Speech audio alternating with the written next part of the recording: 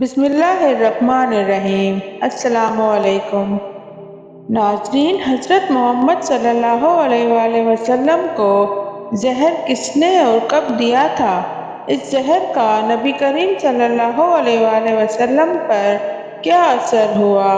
اور جب آپ اس دنیا فانی سے رخصت ہونے لگے تو آپ صلی اللہ علیہ وآلہ وسلم نے اس زہر کے حوالے سے کیا ارشاد فرمایا؟ اور کون سے صحابی اس زہر سے شہید ہوئے تھے اور ان کا قصاص کیسے لیا گیا؟ یہ واقعہ فتح خیبر کے بعد کا ہے اور صحیح بخاری کی حدیث نمبر 2617 میں موجود ہے کہ فتح خیبر کے بعد چند روز حضور نبی کریم صلی اللہ علیہ وآلہ وسلم خیبر میں ہی ٹھہرے اور یہودیوں کو مکمل امن و امان عطا فرمایا، مگر اس بے ایمان اور سرکش قوم کی فطرت میں اس قدر خباثت بھری ہوئی تھی کہ سلام بن مشکم یہودی کی بیوی زینب بنت حارث نے حضور نبی کریم صلی اللہ علیہ وآلہ وسلم کی دعوت کی اور بکری کے گوشت میں زہر ملا دیا۔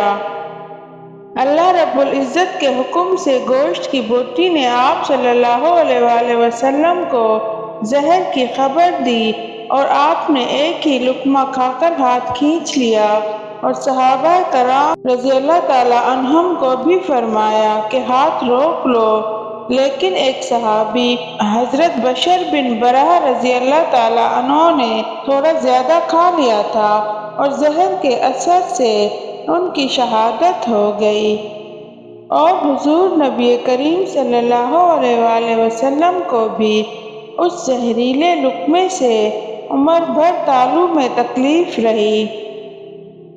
آپ صلی اللہ علیہ وآلہ وسلم نے جب یہودیوں سے اس بارے میں پوچھا تو ان ظالموں نے اپنے جرم کا اقرار کر لیا اور کہا کہ ہم نے اس نیت سے آپ کو زہر کھلایا کہ اگر آپ سچے نبی ہوں گے تو آپ پر اس کا کوئی اثر نہ ہوگا، ورنہ ہم کو آپ سے نجات مل جائے گی۔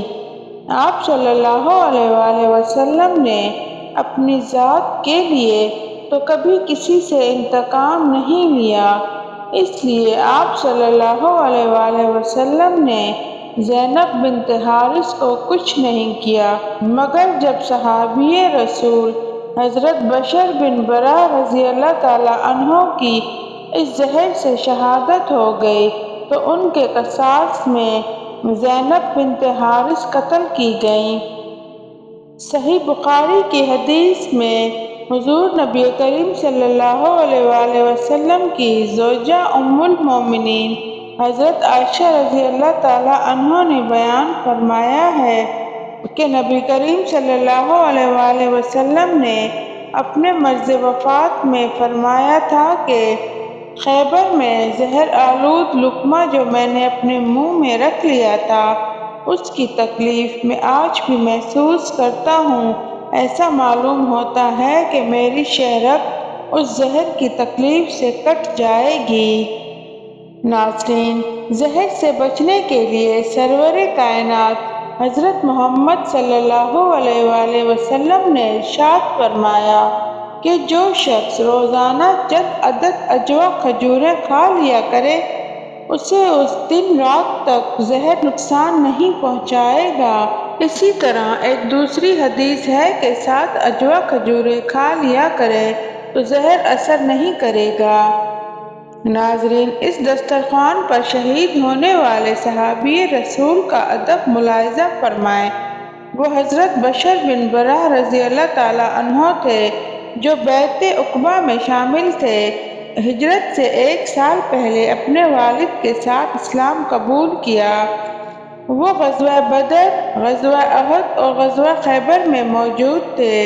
غزوہ خیبر کے بعد رسول اللہ صلی اللہ علیہ وآلہ وسلم کے ساتھ دسترخوان پر موجود تھے جب یہودیہ زینب بنت حارث نے زہر آلود گوشت پیش کیا۔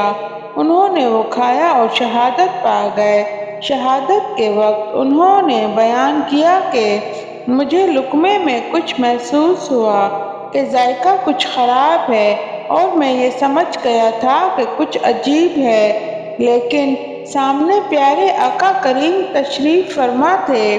لقمہ اگلنا خلاف ادب خیال کیا۔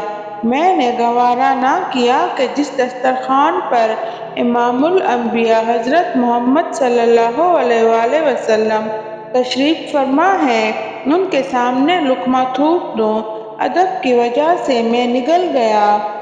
یہودی کسی نہ کسی طرح سے رسول اللہ صلی اللہ علیہ وآلہ وسلم سے انتقام لینا چاہتے تھے، اس لیے انہوں نے زہر کھلانے کی سازش رچی اور اس لیے زینب بنت حارث کو تیار کیا۔